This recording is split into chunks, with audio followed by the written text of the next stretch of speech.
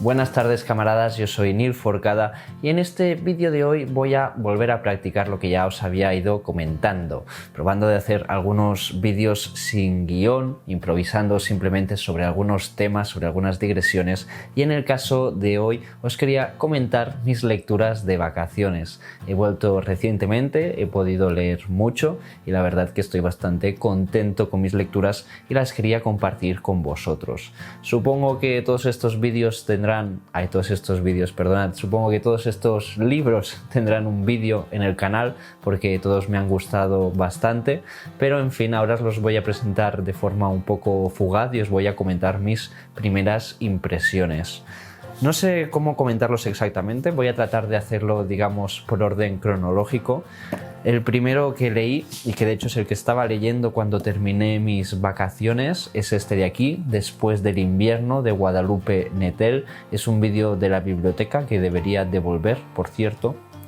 Me ha gustado mucho este libro, sin embargo debo comentar que no es que me haya decepcionado, porque no ha sido así, más bien al contrario, quizás ahonde más en profundidad en esto próximamente, porque en fin, Guadalupe Nettel es una gran autora, una autora muy buena, pero también es una autora a la que se le ha dado mucho bombo y muchas veces me parece que eso va en detrimento de la obra del mismo autor. De ella yo he llegado a leer que era como la nueva esperanza blanca de la literatura latinoamericana. Y en fin, debo decir que es muy buena, esta novela me ha gustado muchísimo, pero sí que tenía un poco la sensación de que es una novela que yo ya he leído en otras ocasiones, lo cual, como digo, no es un demérito de Guadalupe Nettel, quizás al contrario, me ha gustado mucho, pero en fin, si uno se acerca a este libro, yo creo, con unas expectativas de que va a ser la hostia y te va a redescubrir el mundo y la literatura, sí que se va a llevar una decepción. Fuera de eso, pues lo dicho, os lo recomiendo en cualquier caso. Es de hecho la historia de dos personajes. Por un lado tenemos un personaje femenino que se traslada a París y por otro lado tenemos un personaje masculino que vive en Nueva York, y hay, digamos, una expectativa de romance constante a lo largo del libro, de cómo estos personajes van a cruzarse o no, de cómo van a descruzarse.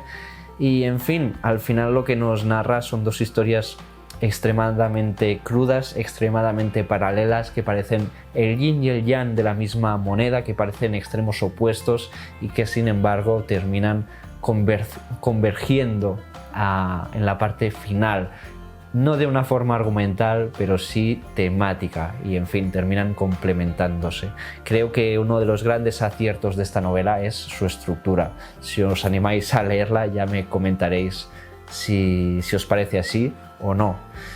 En fin, que os lo recomiendo.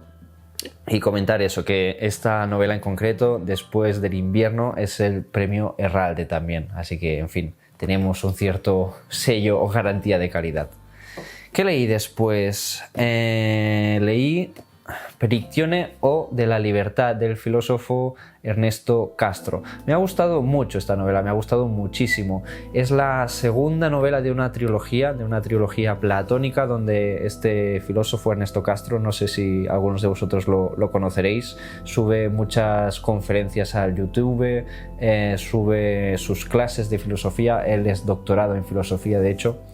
Y esta trilogía platónica, lo que Ernesto Castro hace es recuperar algunos diálogos de Platón y actualizarlos, no sería la palabra correcta, pero digamos se los lleva a su terreno y los pone en una situación, digamos, contemporánea. Esta es la segunda entrega. Mi idea era leer la primera entrega, que como os digo no tienen una continuidad narrativa ni mucho menos, pero bueno, siempre está bien empezar por el principio. Pero cuando fui a comprarla pues no estaba en stock, así que me llevé esta segunda, Perictione o de la libertad.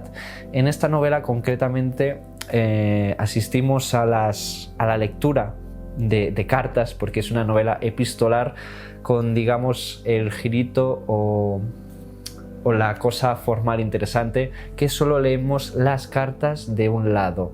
La protagonista le escribe a su madre, le escribe a su hermano, le escribe a su amiga y a su directora de tesis, porque la protagonista se supone que está haciendo una tesis. pero nosotros nunca leemos las respuestas de estas personas, solo leemos las cartas de la protagonista. Y esta protagonista es griega, aunque vaya, es estadounidense, y se traslada a París durante el mayo del 68 o justo antes del mayo del 68. A través de eso pues se van hilvanando varias ideas sobre la libertad, sobre el concepto de libertad, aunque vale la pena señalar que no es una novela de... ¿cómo decirlo? Iba a decir que no es una novela de tesis, pero precisamente sí, es una novela de tesis, pero no es un ensayo. Aquí no nos vamos a encontrar a personajes monologando sobre la libertad. De hecho, la palabra libertad diría que aparece muy poco en la novela. La libertad, ¿dónde está la libertad entonces? Pues está en la forma literaria de esta novela, en todas las libertades que se toma el autor y en la forma que tiene el lector de recibirlas. Hay un momento en la novela que el propio autor, a través de su personaje, comenta que esta novela es más divertida de escribir que de leer. Y bueno, quizás no le falta razón. A mí me ha gustado mucho leerla, pero estoy seguro que se ha divertido mucho escribiéndola porque es una novela llena de juegos. Es una novela que, como os comento, nos plantea la dicotomía entre libertad o no, siempre desde una perspectiva, digamos, de la locura.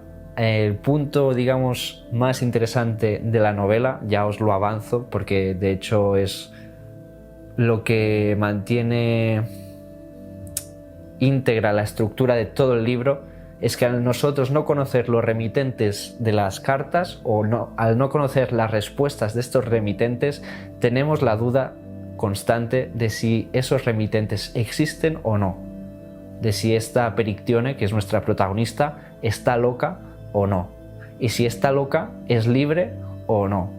En fin, estas son las preguntas que nos plantea Ernesto Castro en esta novela que, como os digo, a mí me ha gustado mucho, me parece una novela muy entrañable y muy divertida.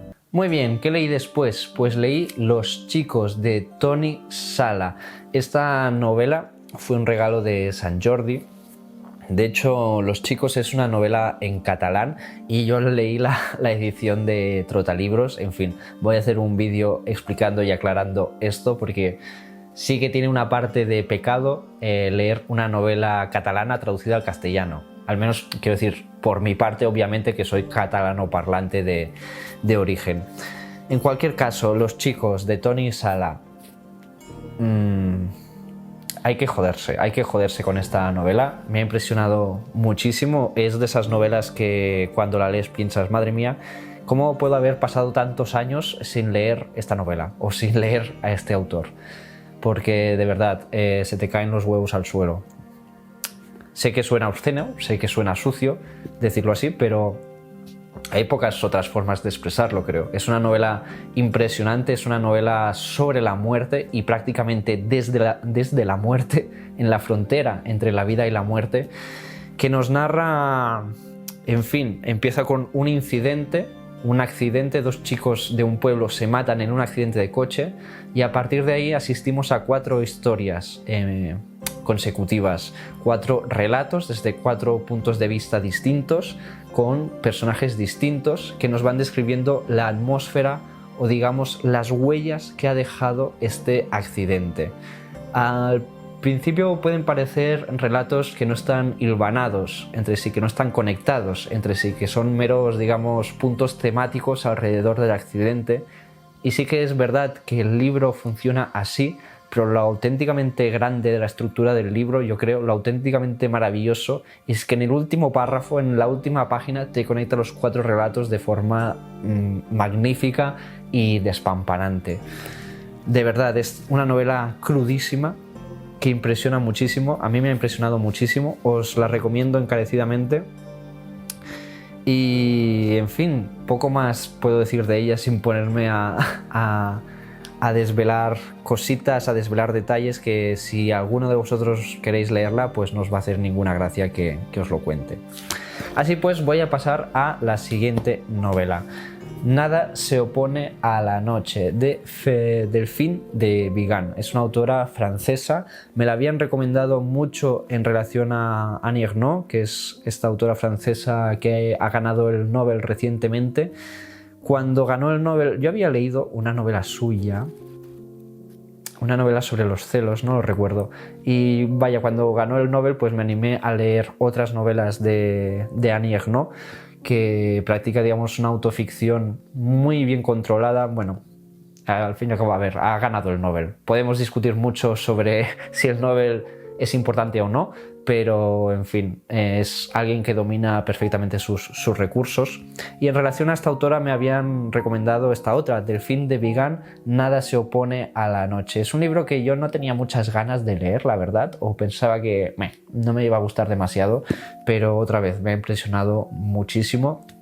Es una novela súper cruda, como os digo, es una autoficción, pero una autoficción bien hecha. Cuando digo eso quiero decir que es una novela de verdad, es una obra literaria, no es una persona contándote las cosas de su vida como si fuera el Facebook o el Instagram. ¿Qué nos narra aquí Delphine de Vigan? Nos narra nada más y nada menos que el suicidio de su madre y la investigación posterior. ¿Por qué su madre se suicidó? Nos dibuja un perfil de toda su familia. Intenta dibujarnos un perfil de su madre, que es el personaje que está en el centro constante de la novela sin estar, constantemente desdibujado, constantemente alejado. Y, en fin, es una novela desgarradora por lo que cuenta, por cómo lo cuenta.